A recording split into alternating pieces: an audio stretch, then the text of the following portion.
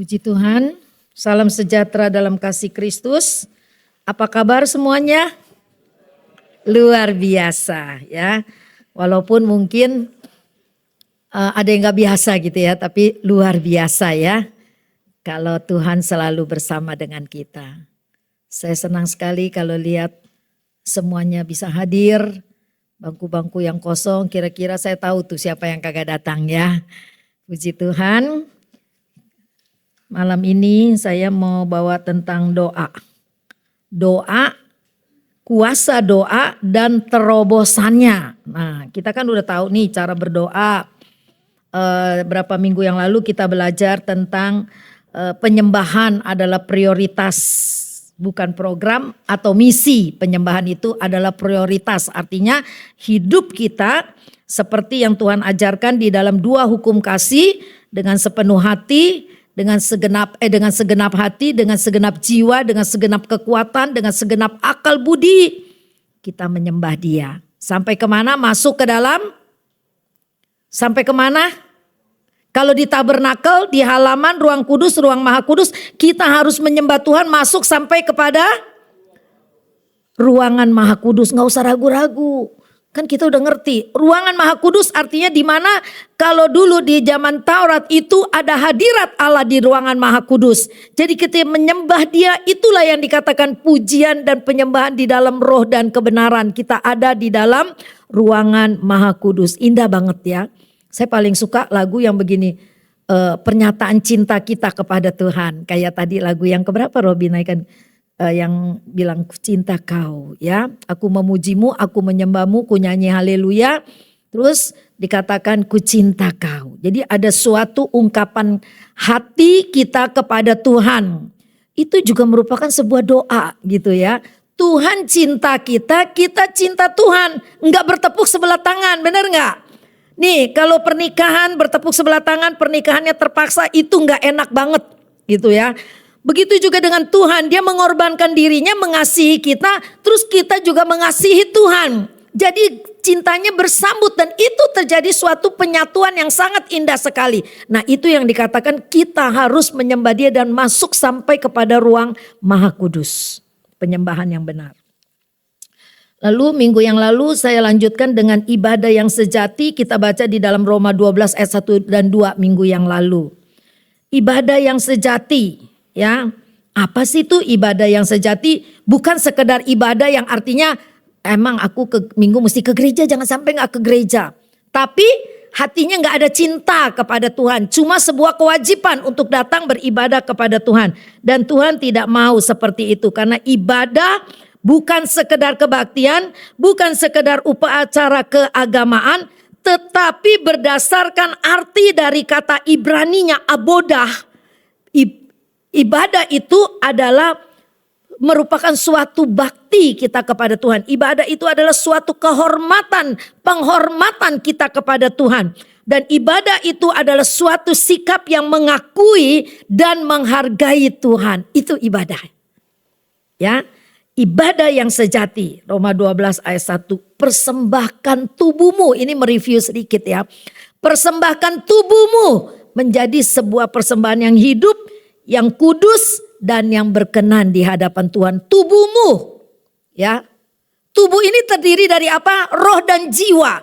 Jadi kalau ibadah yang sejati Rasul Paulus katakan adalah persembahkanlah tubuhmu. Tubuhmu, kepalamu ada apa? Ada pikiran, ada perasaan, semua ada di sini. Itu persembahkan kepada Tuhan. Di dalam sini ada apa? Ada hati, ada liver, ada semua. Jaga kesehatannya ini supaya kita persembahkan dengan tubuh yang sehat. Beribadah kepada Tuhan ya. Ada orang yang begini.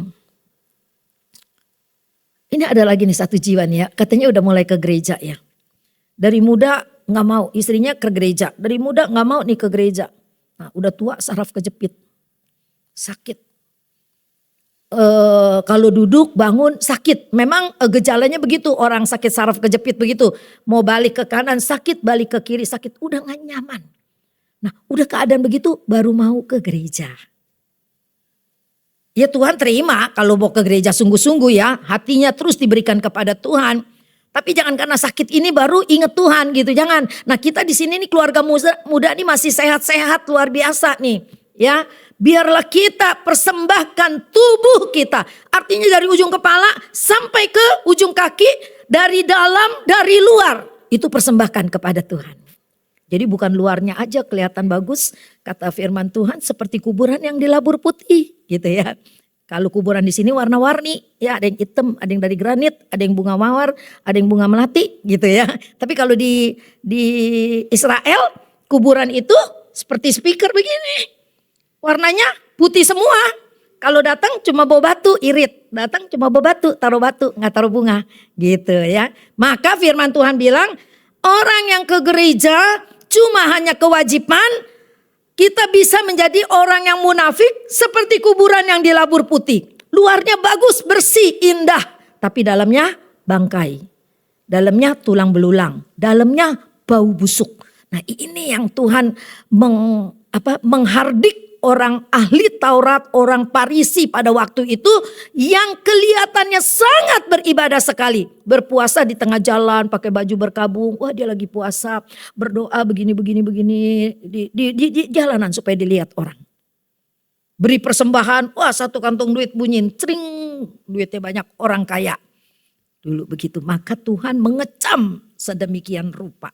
Nah itulah yang diajarkan kepada kita bahwa ibadah yang sejati adalah kehidupan kita sehari-hari yang menyenangkan hati Tuhan.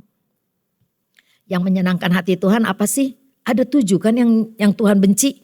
Keangkuhan, kesombongan, sama ya, angkuh sombong mirip saudara kembar gitu ya. Terus apa lagi? Kebencian, amarah, dendam, perzinahan, wah banyak. Ada 7 dosa yang Tuhan benci. Berarti kita jangan lakukan itu kalau kita ingin menyenangkan hati Tuhan. Kita ingin mempersembahkan sebuah ibadah yang sejati kepada Tuhan. Itu semua kita buang. Kita lakukan hal-hal yang menyenangkan hati Tuhan. Apa? Beribadah, sering nyanyi. Aduh saya bingung deh kalau orang bilang cinta Yesus tapi muter lagunya lagu dangdut melulu. Saya bingung kapan dia nyatain cintanya sama Tuhan gitu. Lagu dangdut melulu. Ada tuh teman saya begitu. Bukan di sini sih. Bukan. Jangan khawatir. Ya, nyatainlah lagu dangdut melulu. Terus saya bilang gini, kapan nyetel lagu gerejanya? Ya nanti kalau mau, kata dia gitu. Ya ampun, ini yang nggak bertumbuh gitu rohaninya ya, nggak bertumbuh. Lalu yang kedua, ibadah yang sejati adalah menjaga hidup kita berkenan kepada Tuhan. Jangan nyakitin hati Tuhan. Nyakitin hati Tuhan tuh bagaimana sih? Udah mulai nggak percaya nih. Mesti cari orang pinter nih. Tuhan kayaknya gak tolong-tolong saya nih. Nah itu nyakitin hati Tuhan. Udah gak percaya Roh Kudus, udah gak percaya Tuhan. Sedikit doang karena untuk mereview ya. Nah sekarang malam ini saya mau bawa tentang doa dan terobosannya. Ini indah banget doa dan terobosannya begini. Kita baca di dalam Yakobus 5 ayat 16 dulu. Yakobus 5 di perjanjian baru, habis Ibrani itu Yakobus. Yakobus 5 ayat 16. Mari sama-sama kita berdiri. Kita baca sama-sama ayat ini. 2, 3. Karena itu hendaklah kamu saling mengaku dosamu dan saling mendoakan supaya kamu sembuh. Doa orang yang benar bila dengan yakin didoakan sangat besar kuasanya. Silakan duduk. Amin.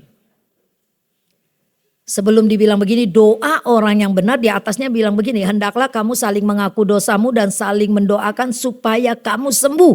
Jadi tuh kita sebelum berdoa kita perlu mengaku dosa ya. Duh Tuhan ampuni dosaku begitu banyak. Oh Tuhan ampuni aku bodoh sekali Tuhan, tidak mau percaya 100% kepada Tuhan.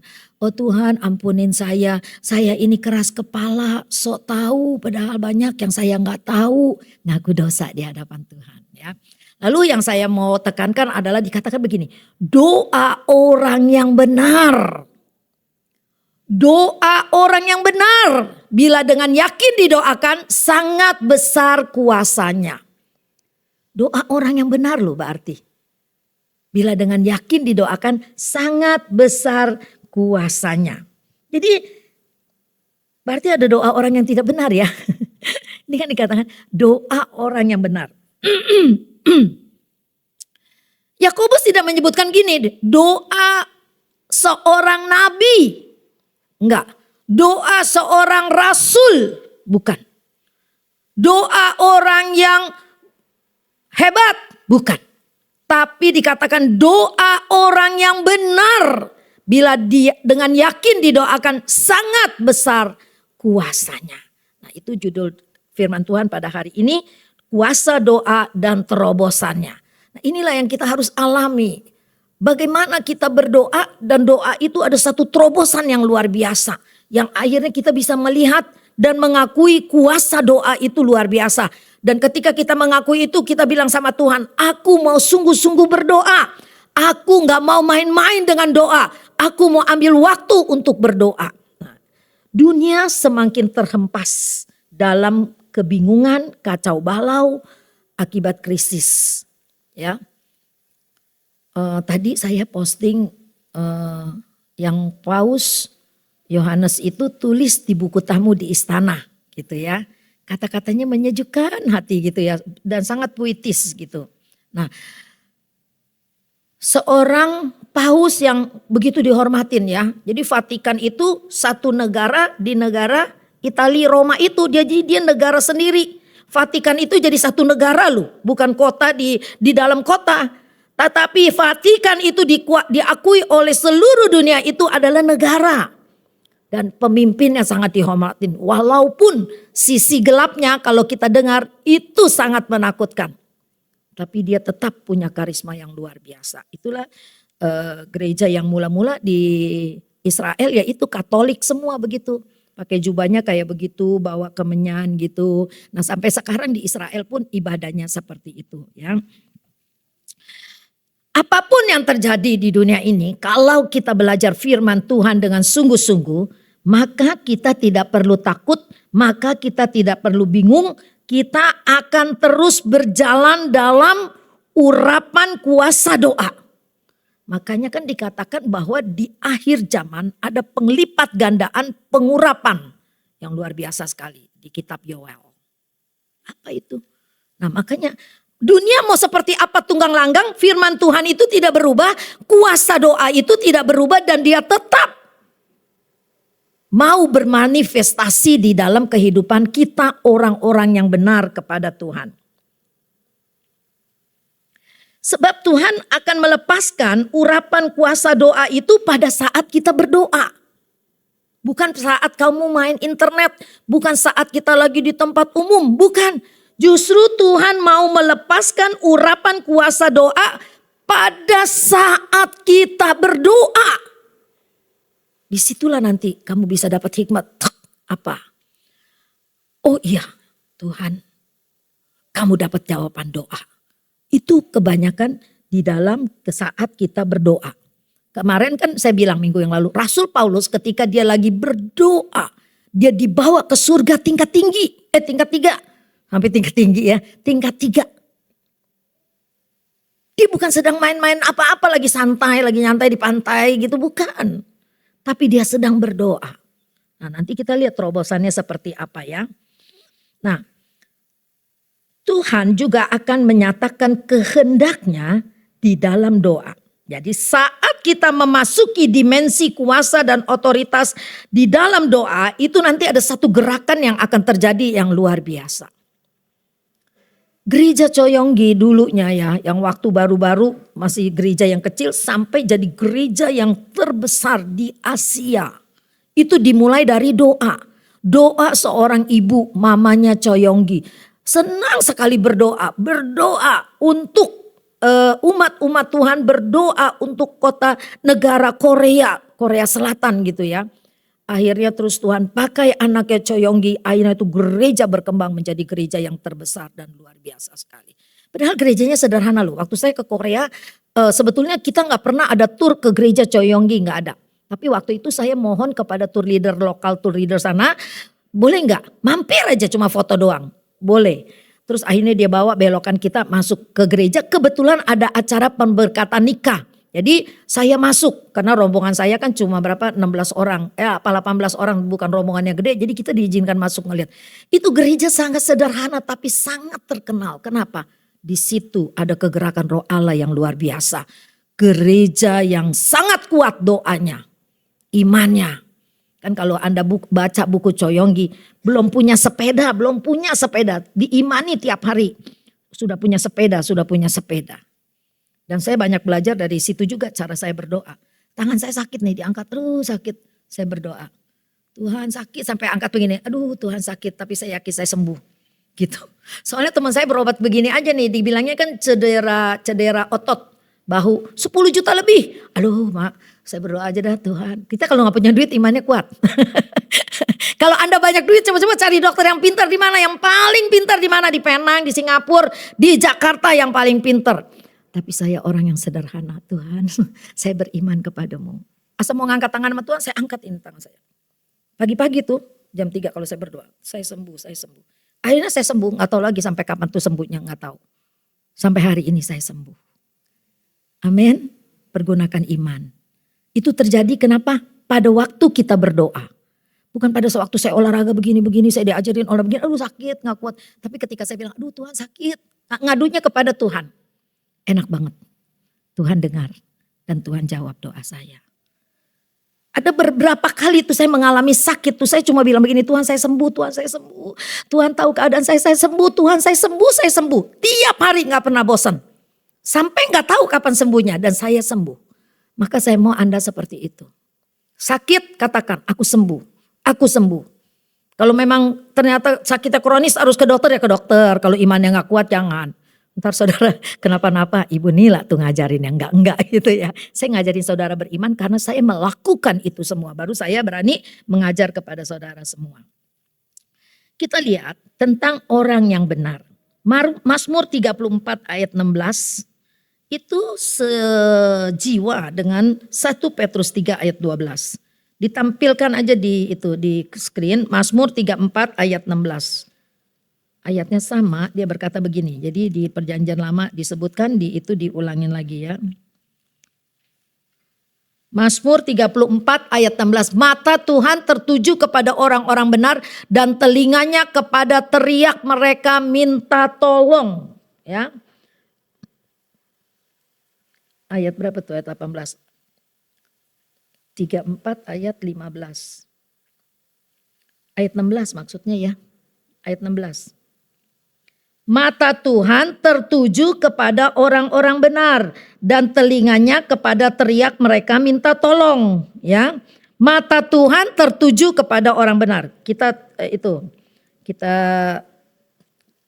kasih tanda terus kita ke 1 Petrus. 1 Petrus 3 ayat 12.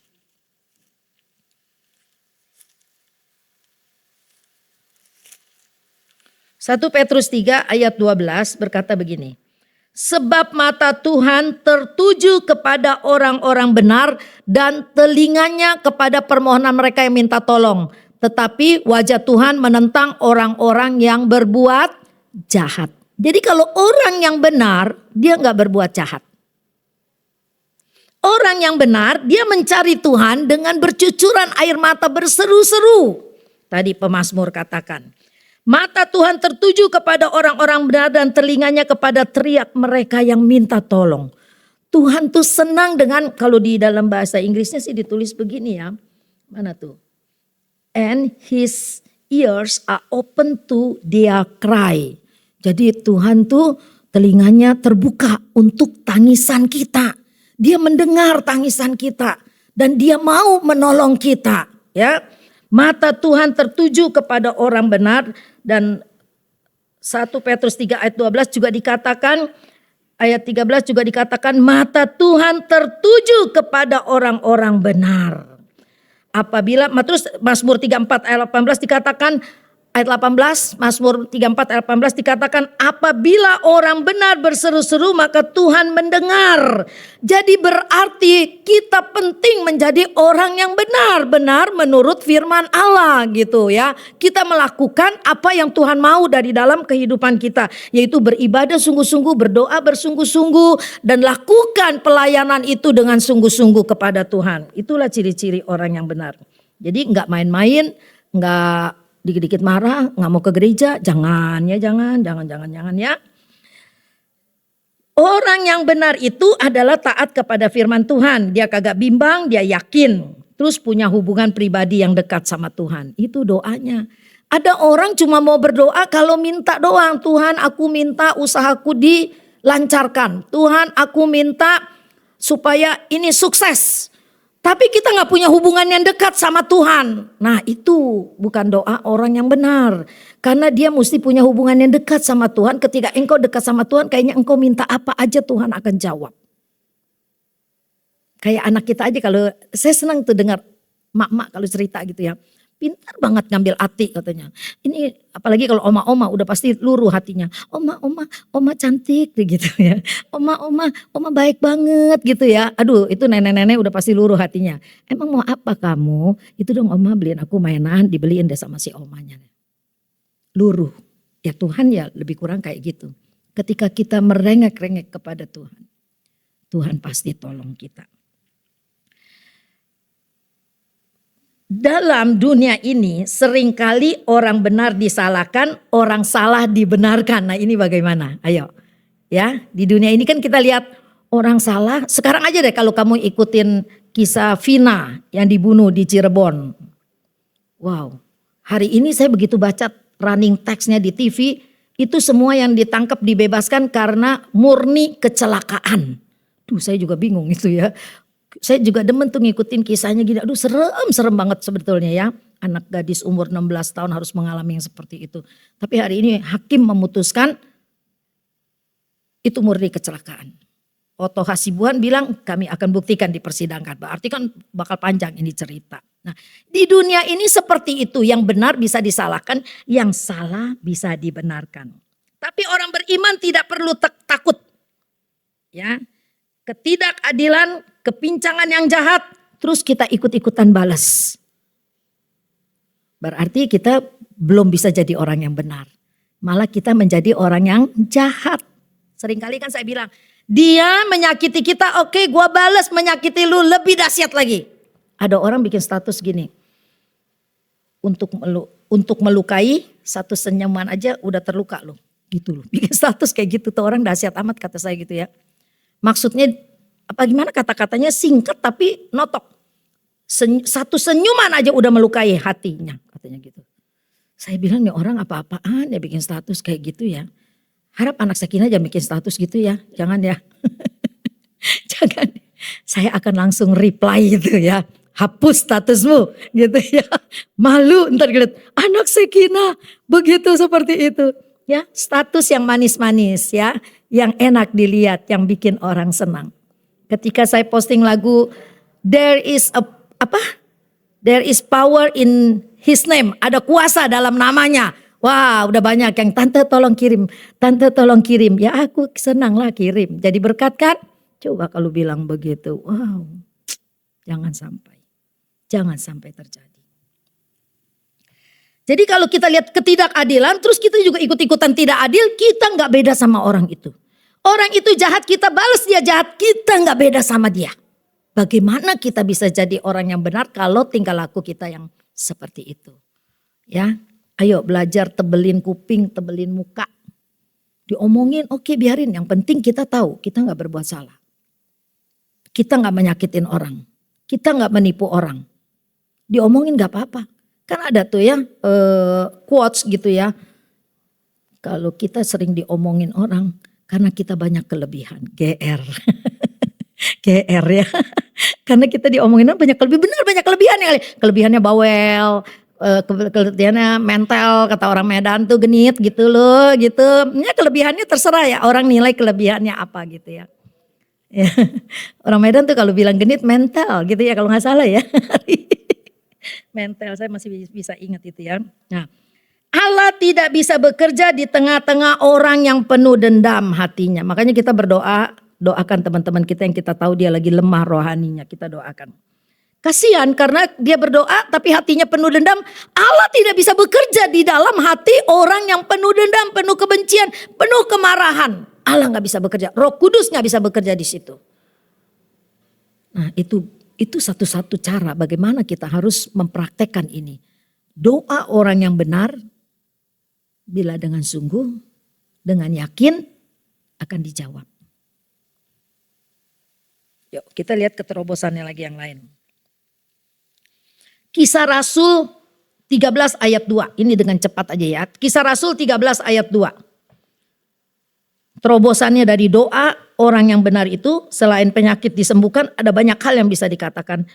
Suasana yang menyebabkan Allah dapat bekerja. Kisah 13 ayat 2. Kisah 13 ayat. Nanti kisah para rasul ada beberapa contoh jadi kita tetap kasih tanda ya. Kisah Rasul 3 ayat 12 itu berkata begini. Pada suatu hari ketika mereka beribadah kepada Tuhan dan berpuasa, ini tentang judulnya kita lihat dulu nih, Paulus dan Silas. Ya. Paulus dan Silas ini. Kisah Rasul 13 ayat 2 maksudnya ya, bukan 12. 13 kok saya 3 maaf, aku yang ngaco. 13 ayat 2. Ini tentang Barnabas dan Saulus dari Yerusalem ayat 26 ayat 25. Barnabas dan Saulus kembali dari Yerusalem setelah mereka menyelesaikan tugas pelayanan mereka. Mereka membawa Yohanes yang disebut juga Markus. Pada waktu itu dalam jemaat di Antioquia ada beberapa nabi dan pengajar yaitu Barnabas dan Simeon yang disebut Niger dan Lukius. Orang Kirene dan Menahem yang diasuh bersama dengan raja wilayah Herodes dan Saulus. Pada suatu hari ketika mereka beribadah kepada Tuhan dan berpuasa, Kisah Rasul pasal 13 ayat 2. Berkatalah Roh Kudus. Lihat ya, saya ulangi lagi. Pada suatu hari ketika mereka beribadah kepada Tuhan dan berpuasa, berkatalah Roh Kudus, khususkanlah Barnabas dan Saulus bagiku untuk tugas yang telah kutentukan bagi mereka. Lihat, di dalam suatu persekutuan doa, orang-orang yang benar ada penugasan, pengutusan. Barnabas dan Saulus diutus. Ya, ayat yang ketiga dikatakan, ayat yang kedua. Khususkanlah Barnabas dan Saulus bagiku untuk tugas yang telah kutentukan bagi mereka. Untuk tugas, jadi ada pengutusan untuk sebuah pelayanan ketika berdoa dan berpuasa. Ayat yang ketiga dikatakan maka berpuasa dan berdoalah mereka dan setelah meletakkan tangan ke atas dua orang itu mereka membiarkan keduanya pergi. Indah banget ya, di dalam persekutuan doa Tuhan berbicara ada pengutusan untuk sebuah tugas kepada dua orang. Dan terus akhirnya meletakkan tangan ke atas kepalanya lalu membiarkan mereka pergi. Pergi kemana? Pergi bertugas melayani pekerjaan Tuhan. Saya kalau mencari tema untuk retret atau untuk tahun ini misalnya saya juga berdoa dan berpuasa. Dan seringkali dapatnya itu ya ketika berdoa. Kadang-kadang lagi ibadah, lagi dengar firman Tuhan. Aduh, satu ayat itu mengena di hati saya jadi rema. Itu berkali-kali terjadi ketika berdoa. Yang kedua, Kisah Para Rasul 16 ayat 22 sampai 19. Ini terobosan doa luar biasa sekali. Ini kita contoh-contoh di Alkitab dulu ya kita lihat. Nah, Kisah Para Rasul 16 ayat 22 sampai dengan 29. Ini tentang kepala penjara Filipi. Juga orang banyak bangkit menentang mereka lalu pembesar-pembesar kota itu menyuruh mengoyakkan pakaian dari tubuh mereka dan mendera mereka. Setelah mereka berkali-kali didera, mereka dilemparkan ke dalam penjara. kepala penjara diperintahkan untuk menjaga mereka dengan sungguh-sungguh. Jadi ini siapa yang di dalam penjara? Coba tebak. Siapa yang di dalam penjara? Paulus dan Silas. Di dalam penjara apa mereka enak tuh kayak siapa itu di penjara suka miskin, wah selnya dikatakan udah kayak hotel. Ngundang band-band terkenal untuk menghibur mereka, ya. Tetapi Paulus dan Silas dikatakan berkali-kali didera, dilemparkan kepala penjara. Kepala penjara diperintahkan untuk menjaga mereka dengan sungguh-sungguh. Kita lihat nih kakinya ya. Sesuai dengan perintah itu kepala penjara memasukkan mereka ke ruang penjara yang paling tengah dan membelenggu kaki mereka dengan pasungan yang kuat. Boro-boro lari ya, jalan aja susah dipasung kayak gitu.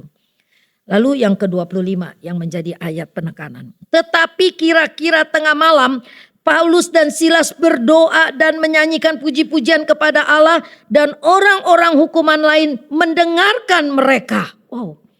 Di dalam keadaan seperti ini, didera, kaki dipasung, dipukul, didera itu kan dipukul. Tapi apa yang mereka lakukan? Mereka bukan menangis berdoa, Tuhan kalau boleh pencobaan ini lalu daripadaku. Tapi tidak, mereka berdoa dan menyanyi puji-pujian kepada Allah. Dan orang hukuman yang lain mendengarkan mereka dengan heran. Orang kok disiksa kayak gitu, nyanyi dengan semangat.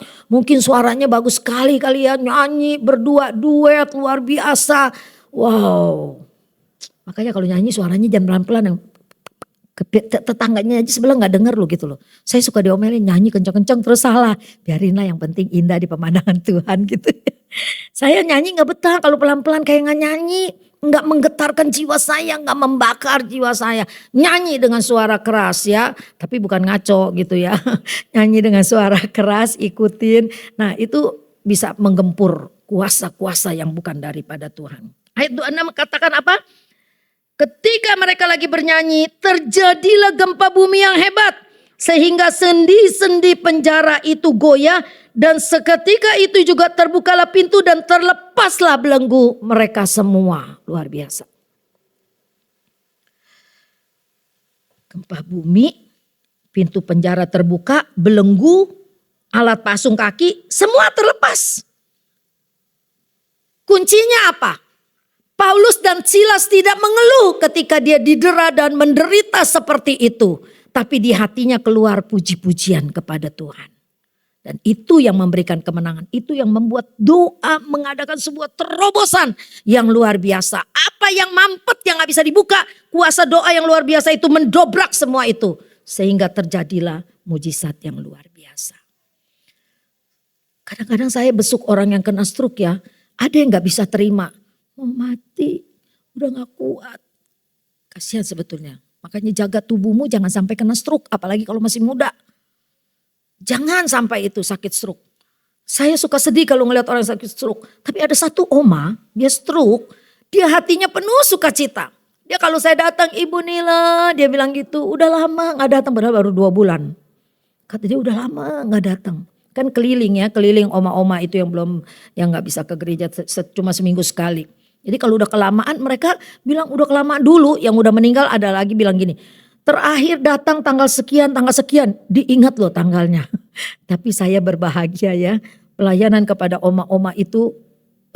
Oma-oma itu tulus mendoakan orang-orang yang besuk dia. Dan itu membahagiakan saya. Ya, makanya saya senang banget. Lalu ketika kepala penjaga terjaga dari tidurnya dan melihat pintu penjara, ia menghunus pedangnya hendak membunuh diri karena ia menyangka bahwa orang-orang hukuman itu telah melarikan diri. Tapi kita lihat Paulus dan Silas di penjara ternyata ada kehendak Allah yang luar biasa dahsyat di situ.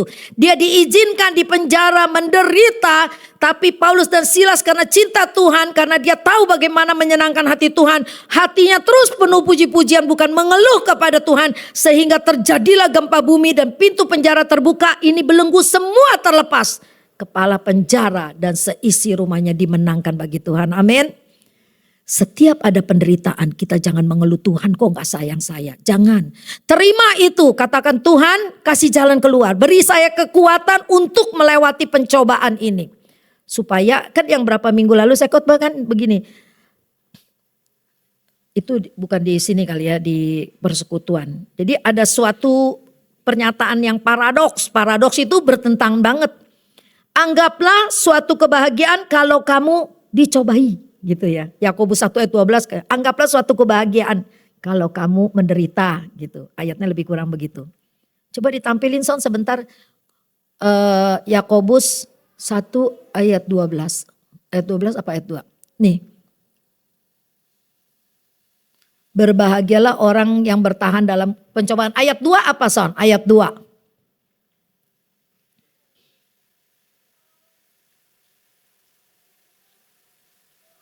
Tetap di Yakobus cuma ayat 2.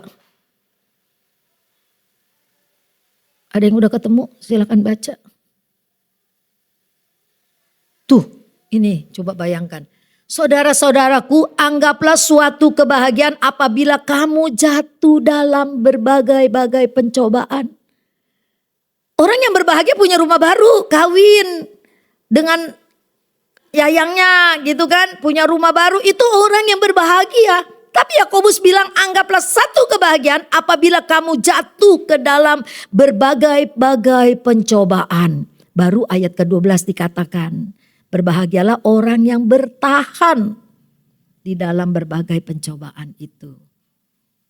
Sebab apabila ia tahan uji, ia akan menerima mahkota kehidupan yang dijanjikan Allah kepada barang siapa yang mengasihi dia. Jadi ketika ada pencobaan, ada gempuran, ya, ada hal-hal yang rasanya bikin kita nggak enak, kita jangan marah, berdoa kepada Tuhan. Ternyata ada maksud Tuhan di atas semuanya, di balik semuanya itu ada maksud Tuhan. Ketika kita bisa mengerti ayat-ayat paradoks seperti ini, maka kita akan ingat apa yang Salomo tulis di hari tuanya di dalam pengkhotbah. Bahwa ia akan menjadikan segala sesuatu indah pada waktunya. Kitab pengkhotbah ditulis dalam usia tua. Amsal ditulis dalam usia muda oleh Salomo, Raja Salomo. Ketika udah tua dia baru menyadari, ya, Allah akan membuat segala sesuatu indah pada waktunya kalau kita bertahan di dalam segala pencobaan dan ujian. Puji Tuhan ya. Paulus dan Silas hebat ya. Melalui penderitaan itu ternyata Allah pakai dia untuk jadi berkat bagi Kalapas, kepala penjara ya. Memenangkan seisi keluarga itu. Masih ada waktu. 2 Tawarik 20 itu waktu Yosafat.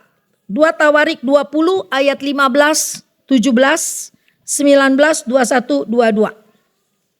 Ketika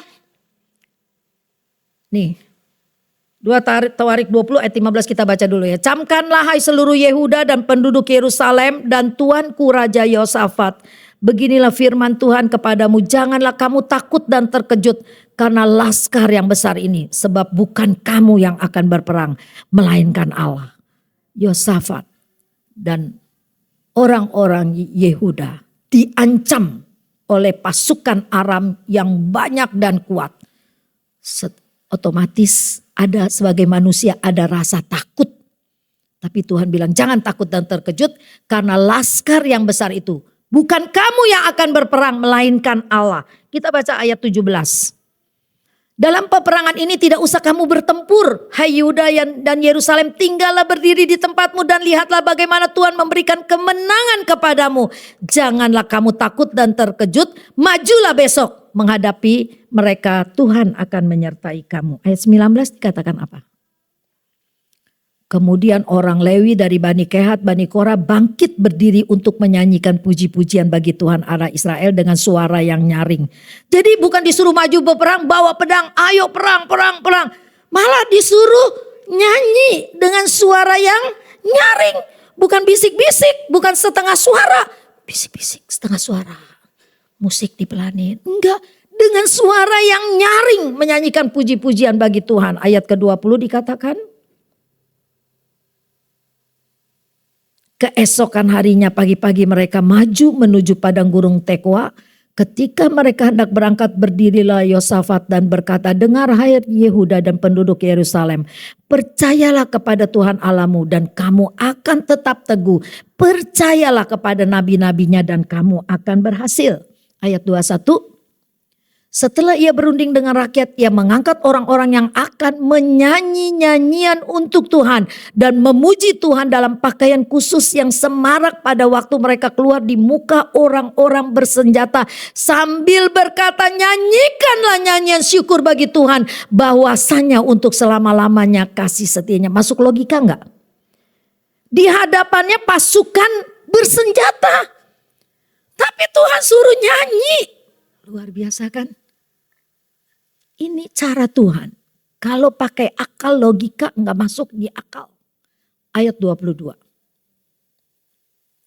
Ketika mereka mulai bersorak-sorak dan menyanyikan nyanyian pujian, dibuat Tuhanlah penghadangan terhadap Bani Amon dan Moab.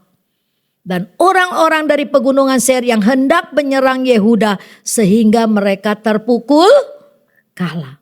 Ketika anak-anak Tuhan, orang Yehuda di bawah pimpinan Raja Yosafat menaikkan puji-pujian sepenuh hati kepada Tuhan, Allah bekerja bikin penghadangan terhadap Bani Amon dan Moab dan orang-orang dari pegunungan Seir yang hendak menyerang Yehuda sehingga mereka terpukul kalah. Artinya ketika engkau punya peperangan rohani, peperangan dalam pergumulanmu, bertekuk lutut di bawah kaki Tuhan. Nyanyikan nyanyian pujian. Di rumah tuh sendiri gak enak nyanyi ya. Kurang getarannya. Datang ke gereja.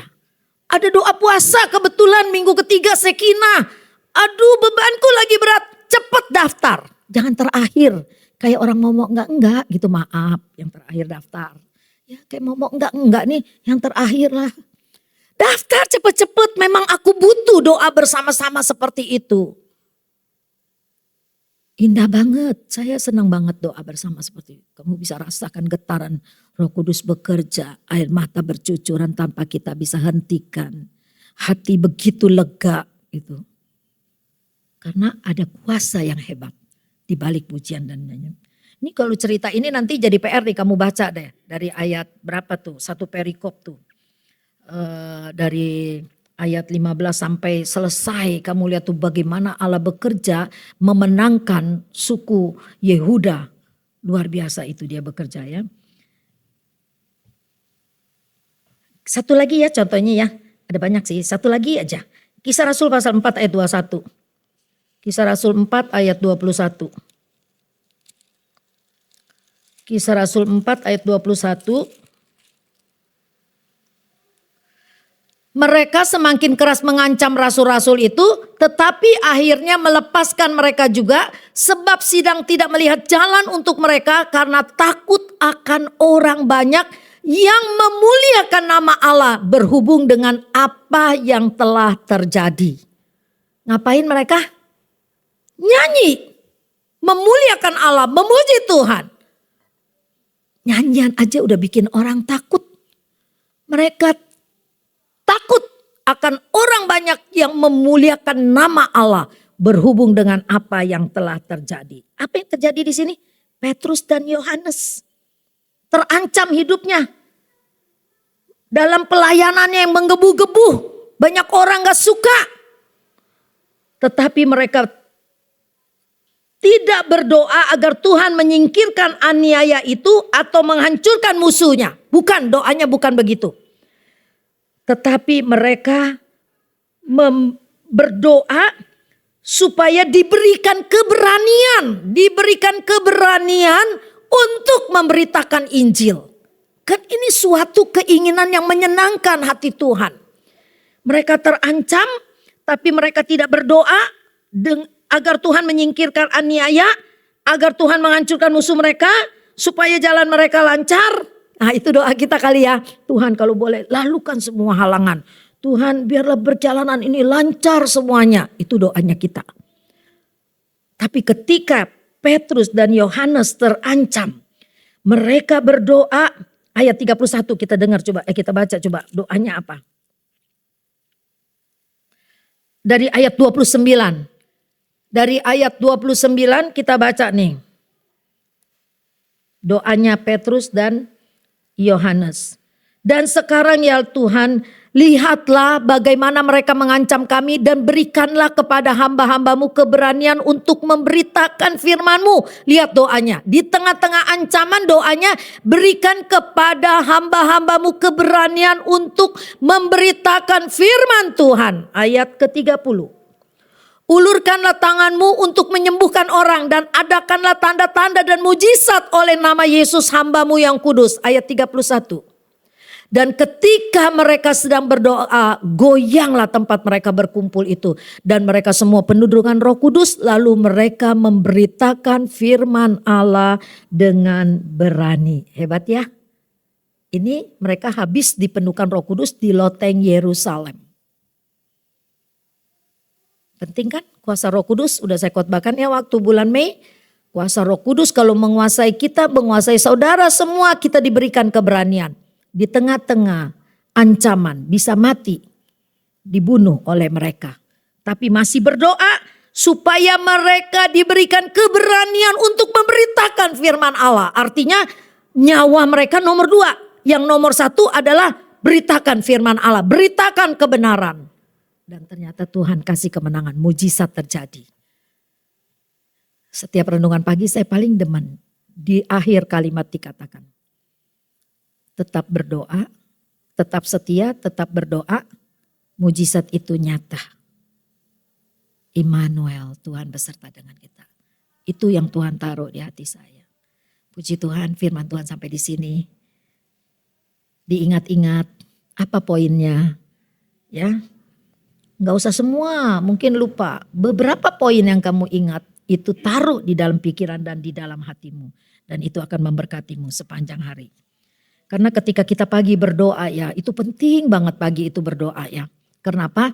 Doa kita di pagi hari itu melingkupi seluruh kehidupan kita sepanjang hari kita kerja. Ketika malam kita berdoa lagi, doa syafaat. Kita berdoa buat keluarga kita, buat semua orang-orang yang kita kasihi. Puji Tuhan, mari kita berdiri, kita akan menaikkan satu pujian.